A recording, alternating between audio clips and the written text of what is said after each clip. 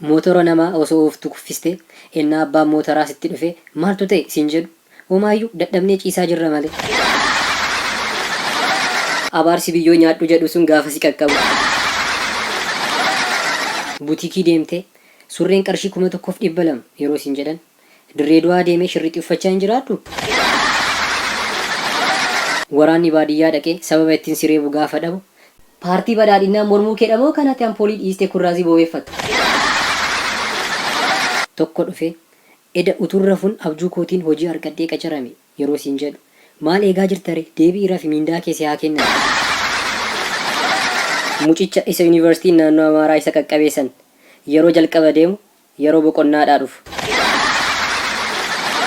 Faazariin kee umurii 18 ol hunduu of danda'uu qaba narraa ba'i yeroo siin jedhu akka waan muudiiti moo kan umurii 18 dursee guutee eenyure. Mucaan inni Harargee hospitaala dhaqee ilkaan keessi tortoreera caatii akka lammuu dhaqxee hin bitanne gaafa ittiin jedhan tole ijoollee ergee bichisiifadha.